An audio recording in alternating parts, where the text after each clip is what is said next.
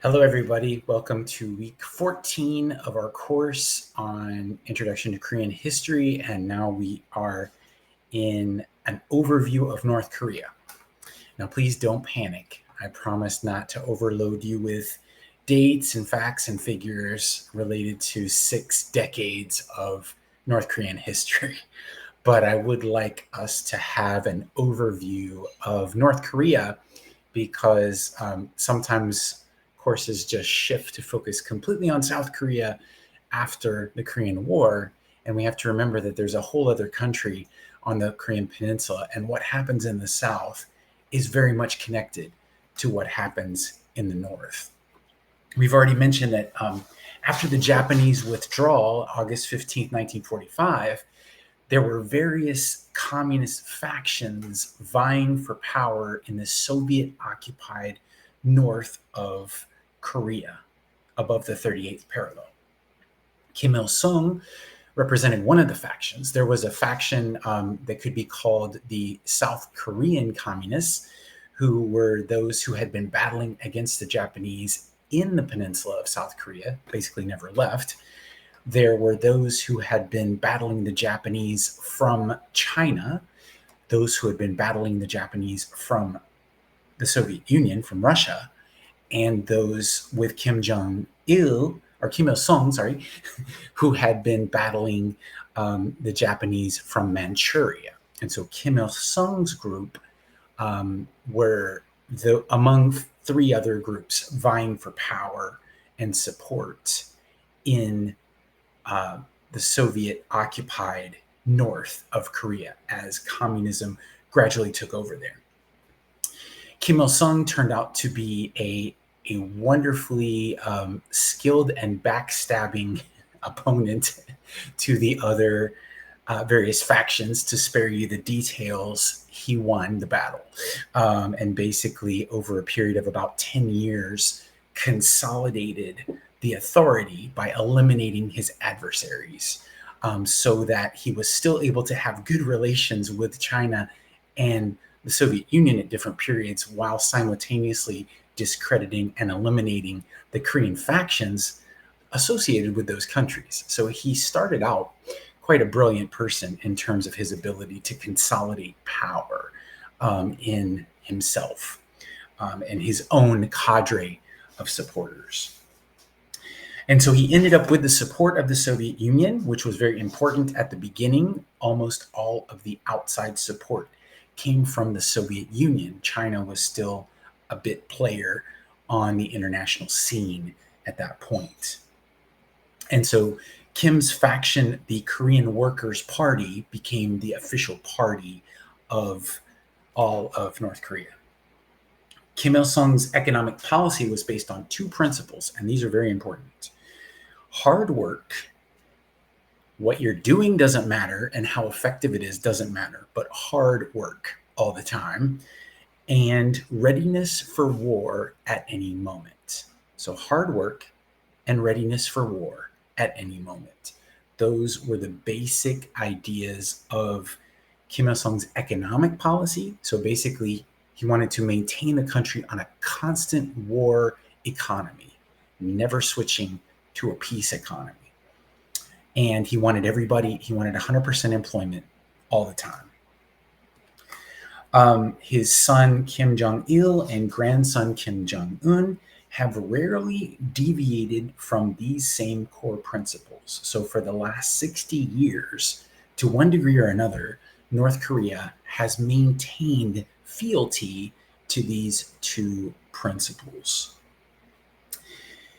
Initially, Kim Il-sung's strategy seemed to work. In the 1950s and 1960s, the North Korean economy expanded greatly and the standard of living improved.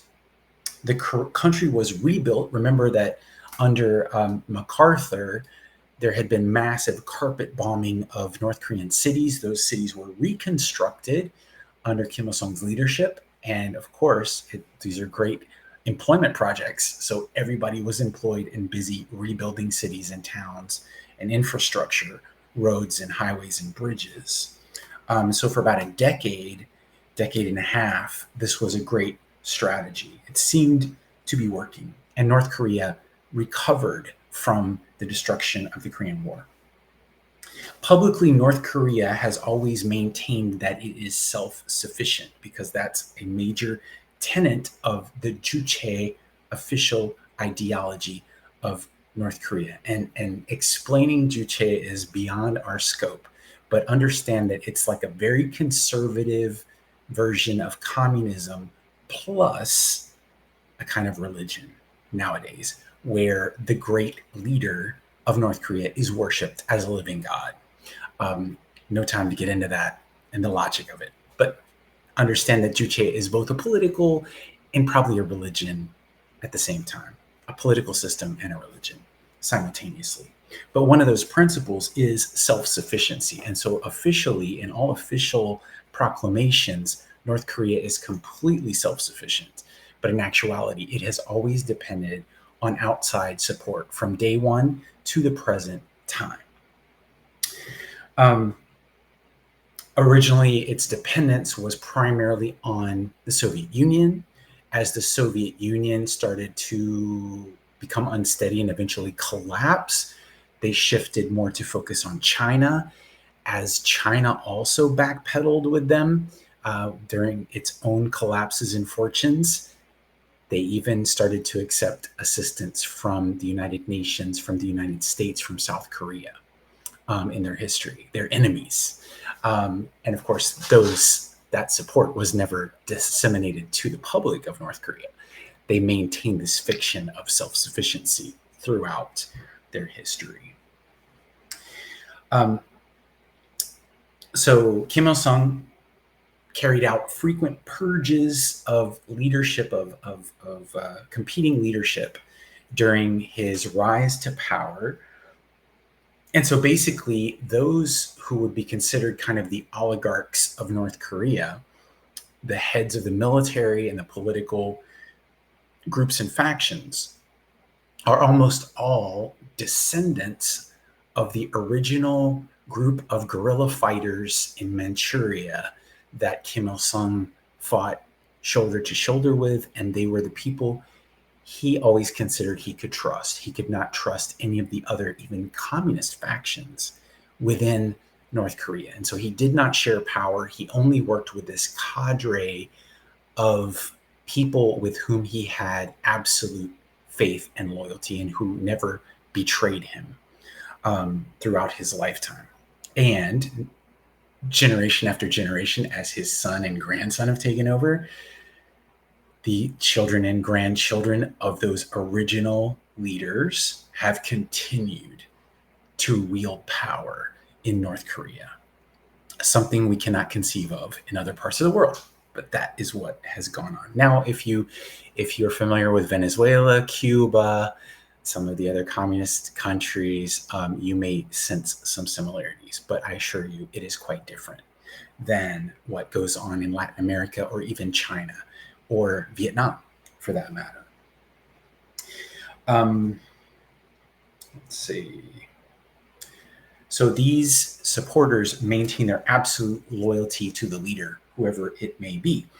A few years ago, Kim Jong-un, the third generation, having been foreign educated, it was thought, widely misunderstood, that Kim Jong-un might be the person to lead a reform of North Korea because he had been, I saw these justifications and I find them humorous. He'd been foreign educated. He had a beautiful wife, and his sister was very active in North Korean politics. So for those three reasons, a lot of Westerners falsely assumed that Kim Jong-un coming to power would be a good thing. Within a year or two, Kim Jong-un showed that he was cut from the same cloth as his father and grandfather by first eliminating his closest political rival, who was his own uncle. And he had his uncle killed with a firing squad that involved a heavy machine gun shooting his body until there was absolutely nothing left of it. And soon after that, he hired assassins to kill his own brother in a foreign country. So Kim Jong-un showed himself to be the poster child of the Kim family. And this kind of power struggle bears amazing resemblance to things that were going on in the mid and late Chosun dynasty, if you think back to that.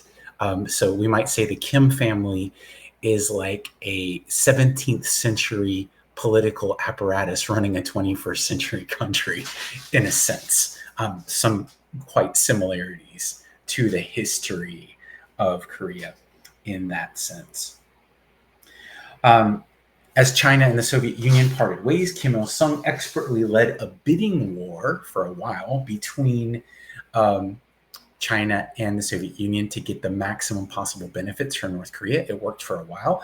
In the 1950s and the 1960s, the standard of living in both North and South Korea were relatively comparable. They were almost the same, surprisingly. Looking at North Korea today, you know that's not the case. During the 1970s, North Korea's economy stagnated while South Korea experienced phenomenal growth, to the point that by 1980, South Korea's GNP, gross national product, was 4 times that of North Korea. I think it's like 30 times now. I don't know the numbers. I should look that up. But it has only increased exponentially since that time. In the late 1990s, a famine broke out in North Korea, partly as a result of failed agricultural policies in China having kind of a domino effect, as well as terrible management and really poor crop planting decisions by the centralized agriculture process in North Korea. North Korea tried to hide the extent of the famine for as long as possible, and so millions of people died unnecessarily before they finally accepted aid from outside, from the United Nations, from the United States, Great Britain, France, a number of countries, including South Korea, very generously supported the common people in North Korea so they would not starve to death. And of course, that was not announced in North Korea. So they just think that the great leader caused these things to manifest from the air. That's kind of what was taught in North Korea.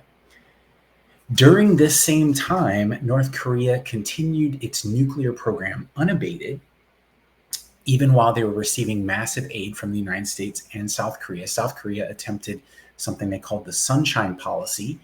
This is related to a folk story that the sun and the wind were having a debate who could make a human being take off his coat. And so the wind blew as hard as he could, but that only made the man draw his coat tighter. But then the sun came out and warmed the man up, and he willingly took off his coat. And so the idea of the Sunshine Policy was that by showering sunshine on the North, the North would take off its coat, so to speak, gradually dismantle its nuclear program, which it claimed that it was doing even while it continued to develop nuclear weapons. And of course, as we know now, it has a variety of nuclear weapons and increasing missile capability to strike farther and farther away. And of course, their goal is to have missiles that could strike the continental United States consistently. And they think that on that basis, they can then negotiate with the United States as equals. And that's really the goal of North Korea, to be seen in the world as an equal of the United States, something that is probably absolutely unattainable, but that is their goal. It's really hard to explain the relationships between North Korea and the rest of the world, but we have to highlight, of course, the nuclear program. Even while North Korea claims to seek peace, they continue to develop nuclear weapons and their nuclear program illegally, in violation of all the accords that they constantly sign internationally. They've carried out constant microaggressions by North Korea against South Korea, such as digging invasion tunnels under the DMZ. If you go to Korea, I encourage you to take a tour of the DMZ, see the tunnels and the dates of when these tunnels were constructed, from the 1970s to the 1990s. Tunnels that are big enough to drive vehicles through underneath the DMZ to be able to pop up in South Korea by surprise. The digging of tunnels, multiple assassination attempts against South Korean presidents, some of them very nearly successful, the shelling of villages and islands in South Korea over the DMZ and out into the ocean, and even the sinking of a South Korean warship. So North Korea seeks to constantly maintain the threat level of the imminence of war. And remember that the Korean War ended in a stalemate. It is not, the border is a DMZ. It is not an international border. So that's really hard for us to get our head around. But officially, North and South Korea have a ceasefire. They do not have a peace agreement. So technically, they could go right back into a war at any moment. And that's the way North Korea wants it for its own survival. That's what the political apparatus wants in North Korea. So, as a bottom line and summary, let's go back one more time to Kim Il Sung's principles of economics. And remember, there were two things. Everybody's working all the time. Doesn't matter if they're building anything useful as long as they're working. And they're on a constant readiness for war at any time. The threat of constant war is needed by the North Korean leadership to maintain its grip on power.